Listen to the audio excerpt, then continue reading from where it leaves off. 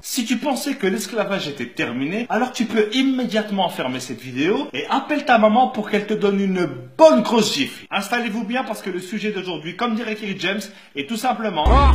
Aujourd'hui, on va parler du franc CFA. Alors déjà, première blague. CFA, ça veut dire colonie française d'Afrique. Je sais pas si vous vous rendez compte, ils ont une monnaie qui porte comme nom colonie. Ils auraient très bien pu l'appeler ferme-la et donne-moi tout, ça aurait été pareil. Mais il y a quelques temps, ils se sont dit, c'est vrai que colonie française, ça se fait pas. C'est un peu schmette, quoi. Et du coup, ils ont décidé de changer. Et maintenant, ils appellent ça coopération financière d'Afrique. Alors là, je dis bravo.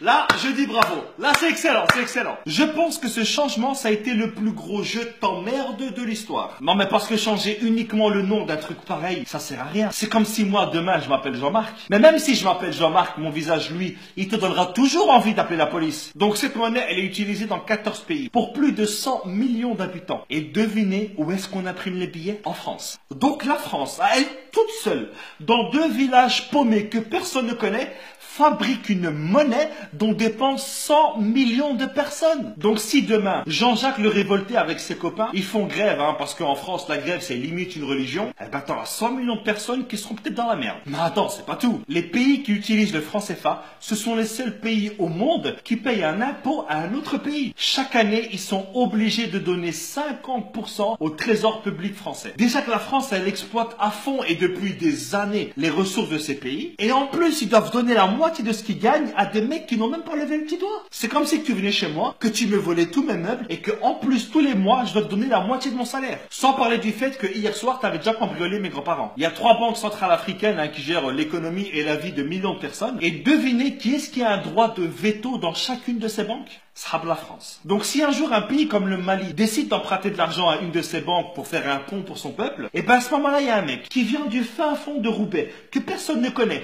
qui ne parle même pas la langue du pays, et ben il a le droit de dire le slogan de la France, ça devrait être maintenant liberté, égalité, fraternité au-dessus de la Méditerranée. En dessous, non, tu pues la merde. Et puis quand j'entends que la France fait des dons en Afrique, non, non, non, voler 50 € à quelqu'un et lui donner 10 €, ce n'est pas un don, c'est un remboursement. Et heureusement qu'il y a eu des chefs d'État qui se sont rebellés contre le franc CFA. Il y a eu par exemple Sylvanus Olympio. Ah non, non, non, lui il a été assassiné, pardon. Il y avait aussi Thomas Sankara. Non, non, non, lui aussi il a été assassiné.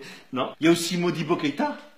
Non, non, non, lui il est mort en prison, pardon. Bah, je crois que je vais arrêter là. Récemment, François Hollande est allé à Bamako. Et je pense que sur une échelle de 1 à 20 sur le manque de respect, je pense qu'on doit être à 1000 ou à 2000. Regardez. Cher Président, cher Ibrahim, j'ai été très sensible aux mots que tu as bien voulu prononcer. Alors déjà, depuis quand est-ce qu'on appelle un président par son prénom? Et depuis quand est-ce qu'on tutoie un président? Mais c'est quoi ce manque de respect? Tu crois que c'est ton fils? Mais bon, pas grave, regardez la suite. Quand la France est en Afrique, elle ne cherche pas à exercer une influence. La France ne cherche pas à influencer l'Afrique, mais la monnaie de ces pays, la colonne vertébrale d'un pays, dépend entièrement de la France. Non mais là j'en ai marre, il se fout vraiment de notre gueule ce mec. Elle ne cherche pas à peser sur les choix politiques d'un pays. Quoi? Combien de chefs d'État africains ont été destitués par la France? Et encore moins à capter ses ressources. Non, c'est bon, je me tire, c'est bon. J'ai l'impression que plus c'est gros, plus ça passe. La France, elle est là aujourd'hui uniquement grâce aux ressources de l'Afrique. La France, elle a comme ressource naturelle que le vent et la pluie. Et si la France ne s'intéresse pas à tout ça, qu'est-ce que vous faites à chaque fois en Afrique? Vous savez, à chaque fois qu'un président français va en France, c'est uniquement pour vérifier les stocks et voir si les employés ils travaillent bien. Aucun pays ne peut prendre son indépendance s'il ne gère pas lui-même sa monnaie. C'est pas possible. Je ne peux pas nourrir ma famille et m'occuper de mes enfants si tu voles à chaque fois dans mon frigo et que tu gères mon argent. Le franc CFA, c'est un système qui est mis en place uniquement pour aider le peuple français. Voilà les amis, c'est ici que s'achève cette vidéo. J'espère qu'elle vous aura plu. C'est l'une des vidéos les plus compliquées que j'ai eu à faire. Donc je compte sur vous pour partager un maximum cette vidéo. Parce qu'aujourd'hui, en 2017, il y a encore de l'esclavage, mais économique cette fois. Donc voilà les amis, je compte sur vous. Et n'oubliez pas, comme dirait ma grand-mère, qui voit la neuf se fera d'excellentes omelettes. Ciao! On oublie seulement une chose, c'est qu'une grande partie de l'argent qui est dans notre porte-monnaie vient précisément de l'exploitation, depuis des siècles, de l'Afrique. Pas uniquement, mais beaucoup viennent de l'exploitation de l'Afrique.